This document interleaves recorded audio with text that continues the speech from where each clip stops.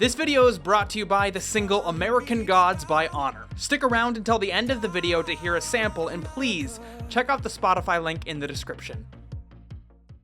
I'm in a bit of a photographic slump. For a while, I was taking photos all the time, but recently my Instagram has just turned into photos of myself, which is fine, but somebody as pretentious as me needs to get behind the camera every once in a while. I could always schedule more shoots, but effort. So, video games instead. Pokémon Snap. This should satisfy my need to shoot something insta-worthy. Snap is the Pokémon game everyone wants to make a comeback, but also the game which probably will never see a comeback. This was the first Pokémon game for the Nintendo 64, and for many people, this was the first time they saw Pokémon in 3D. Snap came out during the height of Pokémania, so it's one of the only universally known and loved spin-off games in the series. Some of the most unique and interesting things involving Pokémon Snap were some of the promotional integrations.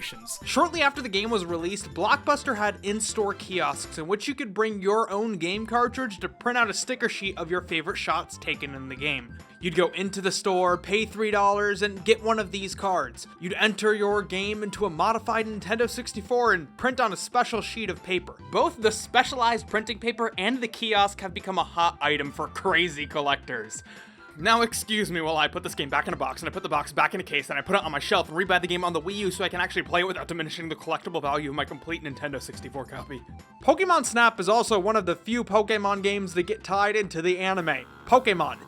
The anime. The main character, Todd Snap, tagged along for a few episodes. Todd is one of the few side characters to appear in more than one episode, before half of the supporting cast was wiped from existence. Todd is a published photographer and demands he gets a picture of Pikachu, totally disregarding how uncomfortable this makes Ash and Pikachu. Ash just keeps jumping in front of Todd's shot, cause the motherfucker has no concern for how expensive film is. Eventually, Todd and Ash put their problems aside, and this would be the end of the character as we know it, but he's in the next episode. The final episode with Todd features Team Rocket Light, Butch, and Cassidy, other characters we lost in the great side character massacre. Also, Jesus Christ, Butch needs to stop smoking. You won't be needing this. The group of 10-year-olds are eventually jailed when Butch and Cassidy frame them, but Todd shows photographic evidence which clears their name and leads to Butch and Cassidy getting arrested. At the end of the episode, Todd dips out because his Instagram followers are getting tired of just pictures of Pikachu, thus completing his arc. He can take photos for a greater purpose, not just to get insta-famous. Oh look,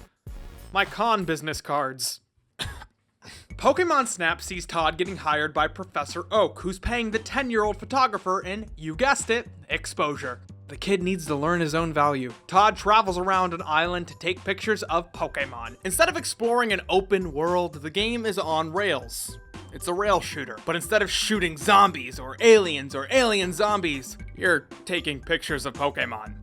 Fun! The level ends once you get to the end or run out of film. Afterwards, Professor Oak, the person whose expertise is in Pokémon science, will rate and critique the published photographer's photos. The final score is based on the size of the Pokémon in the shot, the pose it's making, and your technique. And let me just say this, Professor Oak is no artist. I'm not so sure I agree with his critiques of my own work. Wonderful, wonderful. Oak will keep the best photo of each Pokémon you're able to capture on film, trashing the rest, before finally giving you a cumulative score. The game begins as simple observation. You're just moving along, taking photos of Pokémon as you see them.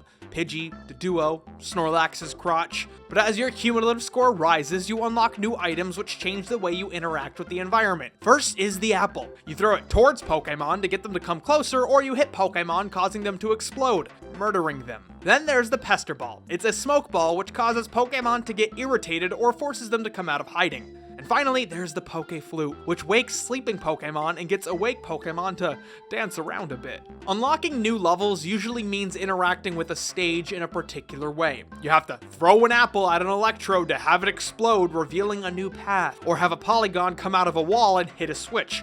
Or my personal favorite, sending a Squirtle flying like a hockey puck up a mountain, hitting a Mankey, causing it to tumble down next to a switch where you throw something at it.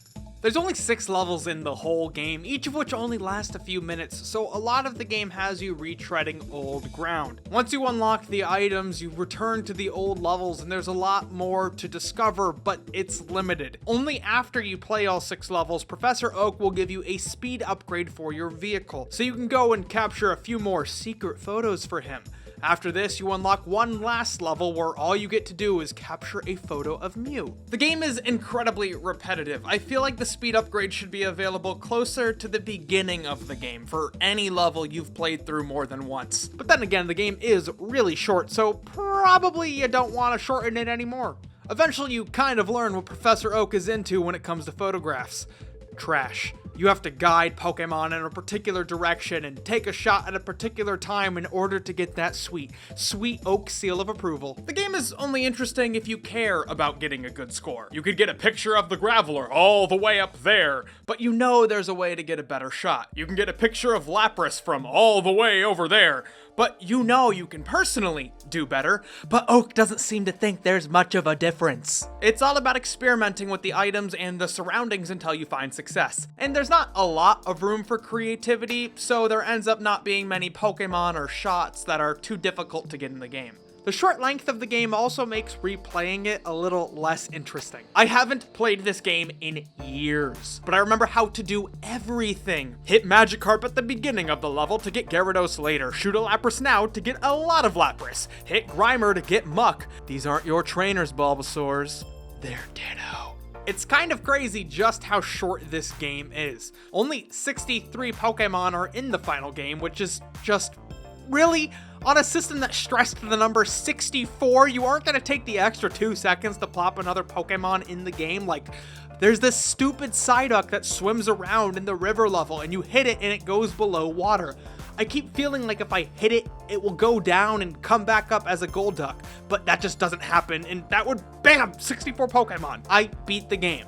Like, got a picture of every Pokemon in the game in under 2 hours. Don't get me wrong, Pokémon Snap is really fun in a leisure kind of way. It's not super exciting, but it's nice. There's been an undying demand for another Pokémon Snap game, and it just doesn't seem like it's going to happen. For one, Pokémon Snap didn't even start off as a Pokémon game. Pokémon were just added to give the game direction. Next, despite the fact that there has been Nintendo hardware like the Nintendo 3DS and the Wii U, which could have created a great updated Pokémon Snap experience, no such game was ever released. Finally, there seems to have been compromises released to satisfy the desire for another Snap game. A camera in Sun and Moon and Pokemon Go each allow you to take pictures of Pokemon, but I think both of those miss the point. Above all else, Pokemon Snap is a rail shooter which leisurely takes you through the Pokemon world. Sure, it's nice to take photos in Go and Pokemon Sun and Moon, but it's limited and distracts from those games' dedicated goals. It sucks to say, but I don't think a Snap sequel would happen.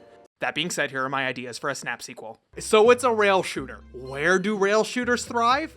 That's right, at wealthy collectors' houses. But us peasants get to enjoy them at the arcade. With talks of a Pokemon section in Nintendo Land at Universal Studios and arcades seeing a bit of a return, having a Pokemon Snap arcade game would be great. People associate this game with the Blockbuster kiosk. It would be a great way to have it return with that novelty intact. I mean, Luigi's Mansion and Halo have arcade games at Dave & Buster's, so why not give the dirty, younger millennials their Pokemon Snap? I mean, have it print out Polaroid-sized photos and the Instatrash will post it to Instagram. Bam! Free promotion. Just dropped my con business cards again. Reminder, this video has been sponsored by American Gods, the new single by Honor. The Spotify link is in the description, so please take a moment to check it out. American Gods.